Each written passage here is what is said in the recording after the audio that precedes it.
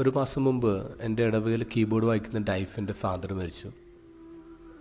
ഇപ്പോൾ ഡൈഫിൻ്റെ ഫ്രണ്ട്സായിട്ടുള്ള കുറേ ആർട്ടിസ്റ്റുമാരൊന്ന് കൊയറിന് വായിക്കാൻ വന്നിട്ടുണ്ടായിരുന്നു, പാടാൻ വന്നിട്ടുണ്ടായിരുന്നു. കെസ്റ്ററൊക്കെ ഉണ്ടായിരുന്നു.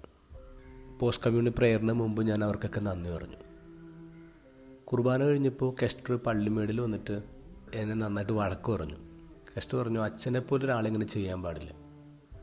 ഞങ്ങൾ പരിശുദ്ധ കുർബാന സ്വീകരിച്ച് ഈശോനെ ഉള്ളിൽ ഇങ്ങനെ എടുത്ത് ആരാധിച്ചുകൊണ്ടിരിക്കുമ്പോൾ നിങ്ങളിങ്ങനെ വന്ന് അറിയിപ്പ് പറയുന്നത്, നന്ദി പറയുന്നത് ശരിയല്ല. അത് പോസ്റ്റ് കമ്മ്യൂണിയൻ പ്രെയർ കഴിഞ്ഞിട്ട് പറഞ്ഞാൽ പോരെ, അതല്ല ലിറ്റർജി. കെസ്റ്റർ പറഞ്ഞ ശരിയാണ്, അതാണ് ലിറ്റർജി. പോസ്റ്റ് കമ്മ്യൂണിന് ശേഷം ബ്ലെസ്സിങ്ങിന് ശേഷം ഒക്കെയാണ് അറിയിപ്പുകൾ പറയേണ്ടത്. പക്ഷെ ഞങ്ങൾ പലരും അറിയിപ്പ് പറയുന്നത് കുർബാനയ്ക്കിടയല്ല. പരിശുദ്ധ കുർബാന സ്വീകരിച്ച് കഴിഞ്ഞ ഉടനെ അറിയിപ്പ് പറയും. കുറച്ച് വർഷങ്ങൾക്ക് മുമ്പ് വയനാട് ഫാമിലി ട്രിപ്പിന് പോയി. ഇപ്പോൾ വയനാട് കാടിനടുത്തുള്ളൊരു കുഞ്ഞു പള്ളിയിൽ സബ്സ്റ്റേഷനാണെന്ന്, അവിടെയായിരുന്നു കുർബാനയ്ക്ക്. അപ്പം ഞാൻ ആളുകളുടെ ഇടയിലിരുന്ന കുർബാന കൂടെ. അപ്പം അറിയിപ്പിൻ്റെ ഇടയ്ക്ക് അറിയിപ്പ് 10 മിനിറ്റ് കഴിഞ്ഞിട്ട് അറിയിപ്പ് തീരുന്നില്ല. ഞാൻ റിട്രീറ്റഡായി പള്ളിക്ക് പുറത്തോട്ടിറങ്ങി വന്നപ്പോൾ പുറത്ത് ചേട്ടൻ നിൽപ്പുണ്ട്. അപ്പോൾ ചേട്ടൻ പറഞ്ഞു, ഇപ്പം മനസ്സിലായി ഞങ്ങൾ എന്തുമാത്രം ബുദ്ധിമുട്ട് അനുഭവിക്കുന്നുണ്ടെന്ന്.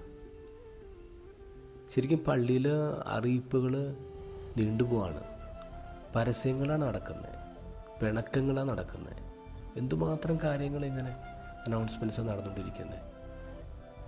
ഇന്ന് അനൗൺസ്മെൻറ്റ്സ് പറയാൻ, അറിയിപ്പുകൾ അറിയിക്കാൻ ഒരുപാട് എഫക്റ്റീവായിട്ടുള്ള സംവിധാനങ്ങളുണ്ട്. അപ്പോഴും നമ്മൾ എന്തിനാണ് അറിയിപ്പിന് ഇത്ര നീളം കൂട്ടുന്നത്? ഇത് ഗോസ്പൽ ഈശോ പറയുന്നു, നിങ്ങൾ പ്രാർത്ഥനാലയം എന്തിനാ കച്ചവട സ്ഥലമാക്കുന്നത്? ഓരോ കുർബാനയ്ക്കിടയിലും ബിൽ ബോർഡ്സ് കൊണ്ടുവന്ന് വെക്കാണ്, അഡ്വർടൈസ്മെൻറ്റ്സ് വെക്കാണ്.